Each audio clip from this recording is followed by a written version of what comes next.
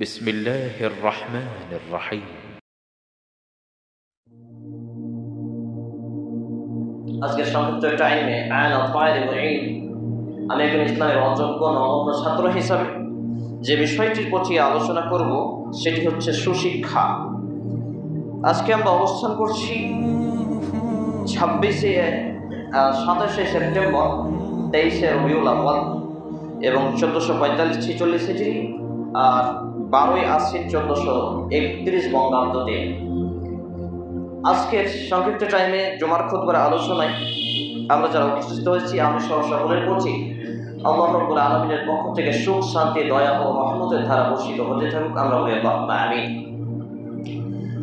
প্রথমেই সুশিক্ষা এই বিষয়টা আলোচনা করার আগে একটা বিষয় আমাদের ক্লিয়ার করে নিতে হবে, যে তার আগে একটি বিষয় আপনাদের সঙ্গে কথা, সেটি হচ্ছে যারা হেলান দিয়ে আছেন হেলান ছেড়ে দেন।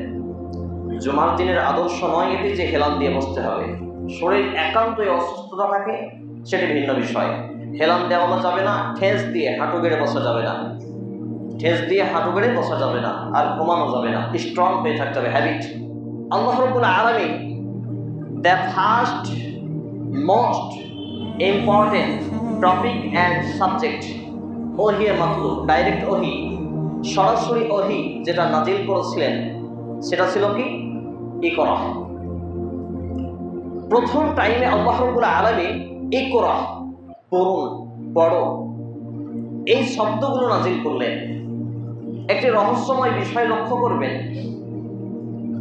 যে আমরা পৃথিবীর জীবনে দুনিয়াবী ক্ষেত্রে ধর্মীয় বিষয়টাকে যদি একটু অ্যাভয়েড করে রাখি, ধর্মীয় ক্ষেত্রে যদি আমরা দৃষ্টিপাত না করে এখন দুনিয়াবী ক্ষেত্রে একটু দৃষ্টিপাত করি, এই মসজিদ নির্মাণ থেকে শুরু করে রাস্তা নির্মাণ, পুকুর খনন, টিউবওয়েল নির্মাণ, এই fan, lighting, everything A to Z বিষয়ে যদি আমরা দৃষ্টি দিই, তাহলে আমরা দেখতে পাবো যে প্রত্যেকটা বিষয়ের এক একজন শিক্ষক, এক একজন মিস্ত্রি আছেন, কি তাই নয়? অর্থাৎ যে বিষয়ে যিনি কর্মদক্ষতা অর্জন করেন তিনি সেই বিষয়ে কি পারদর্শী, জ্ঞান অর্জনকারী শিক্ষক। এই মেম্বারটা যিনি বানিয়েছেন তিনি কাঠ মিস্ত্রি, তিনি একজন শিক্ষক। এই মসজিদটা রাজমিস্ত্রি যিনি কাজ করেছেন তিনি একজন জানকারী, জাননেওয়ালা, তারপর তিনি মিস্ত্রি হয়েছেন। তাহলে দুনিয়ার এমন কোনো কর্ম নেই, এমনকি এমন কোনো কথাও নেই যেটা শিক্ষা ছাড়া হয়। আমরা ছোটবেলায় কথা বলতে জানতাম না, কোনটা আব্বু কোনটা আম্মু কোনটা কে লাগে জানতাম না। তাহলে এটা কোথা থেকে শিখেছি? আম্মুর কাছ থেকে, পরিবেশ থেকে। শিক্ষার কয়েকটি ধাপ আছে। কখনো বাস্তবতা দেখে দেখে শিক্ষা অর্জন করা যায়, কখনো কানে শুনে শিক্ষা অর্জন করা যায়, কখনো উপলব্ধি করে শিক্ষা অর্জন করা যায়, আর কখনো আবার পড়াশোনা করে শিক্ষা অর্জন করা যায়। তো সার্বিক বিষয় হচ্ছে শিক্ষার মধ্যে অন্তর্ভুক্ত ইসলাম একটি হচ্ছে জীবন বিধান, মানব জাতির এটি পূর্ণাঙ্গ একটি গাইডলাইন।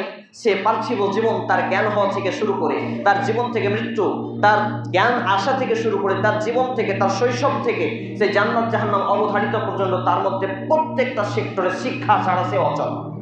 আপনি কি বিয়ে করব মনে করছেন? পাত্রপাত্রী খুঁজতেছেন? তাহলে যোগাযোগ করুন নিকাহ প্ল্যাটফর্মে। এটি দিনদার পাত্রপাত্রী খোঁজার একমাত্র শারিয়া ভিত্তিক প্ল্যাটফর্ম। মোবাইল 9002939159।